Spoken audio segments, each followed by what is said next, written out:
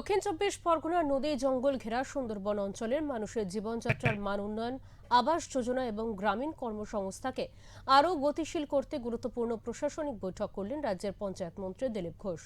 মঙ্গলবার দক্ষিণ চব্বিশ পরগনার সোনারপুরে অনুষ্ঠিত এই বৈঠকে উত্তর চব্বিশ পরগনা ও দক্ষিণ চব্বিশ পরগনার পঞ্চায়েত দফতরের আধিকারিক, বিভিন্ন প্রশাসনিক কর্তা এবং জনপ্রতিনিধিরা উপস্থিত ছিলেন। বৈঠকে আবাস যোজনার সমীক্ষার অগ্রগতি, পঞ্চায়েতের উন্নয়নমূলক প্রকল্প, সুন্দরবনের প্রত্যন্ত এলাকার পরিকাঠামো এবং স্থানীয় মানুষদের কর্মসংস্থান নিয়ে বিস্তারিত আলোচনা হয়। বৈঠকের পর সাংবাদিকদের মুখোমুখি হয়ে পঞ্চায়েত মন্ত্রী জানান, সুন্দরবনের ভৌগোলিক বৈশিষ্ট্যের কারণে এখনো বহু এলাকায় সরকারি প্রকল্পের কাজ সম্পূর্ণভাবে বাস্তবায়ন করা কঠিন হয়ে দাঁড়ায়। নদী, খাড়ি এবং বিচ্ছিন্ন দ্বীপে ছড়িয়ে থাকা এই বিস্তীর্ণ অঞ্চলে ৩০০রও বেশি পঞ্চায়েত রয়েছে। অনেকে এলাকায় পৌঁছতে নৌপথই একমাত্র ভরসা। সেই কারণেই এখনো পর্যন্ত সব পঞ্চায়েতে আবাস যোজনার সমীক্ষার কাজ শেষ করা সম্ভব হয়নি। আমাদের 3 লাখের মতো আমাদের বাড়ি আরো করতে লাগে, 3 লাখ মতো পৌঁছবো আমরা স্যার। আইডেন্টিফাইড এর মধ্যে স্যার ডিলিট করাটা সহজ আছে। আমরা যে 30 ডেজ আই থিংক ভিডিও দক্ষিণ চব্বিশ জেলার কাজ একটু পিছিয়ে আছে। দুর্গম প্রত্যন্ত এলাকা, সবচেয়ে বেশি পঞ্চায়েত এখানে 300-র বেশি।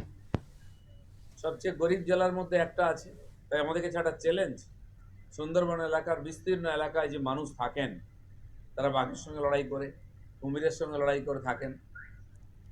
জল জঙ্গল তাদের জীবনের আধার। এছাড়া প্রত্যেক বছর এই জেলাতে কোনো না কোনো একটা বড় ঝড় আসে, ঝঞ্ঝা আসে, তাতেও ক্ষয়ক্ষতি হয়, নদীবাঁধ ভাঙে, চাষ নষ্ট হয়, মানুষের বাড়ি ভাঙে।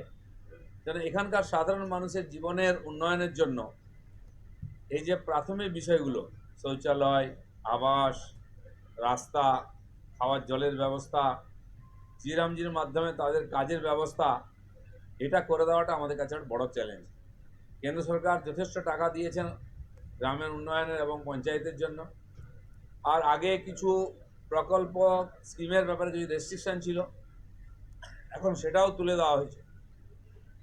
318টা স্কিমকে যুক্ত করা হয়েছে, যাতে গ্রামে যে কোনো কাজে আমরা লোককে লাগাতে পারি, কাজ দিতে পারি, এবং গ্রামের যে কোনো লোককে আমরা কাজ দিতে পারি।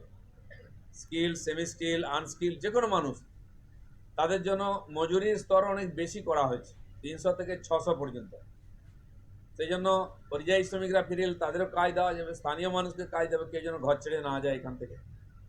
মাথার উপরে ছাদ, শৌচালয় এবং রেশন ইত্যাদি ব্যবস্থা কেন্দ্র সরকার করেছে।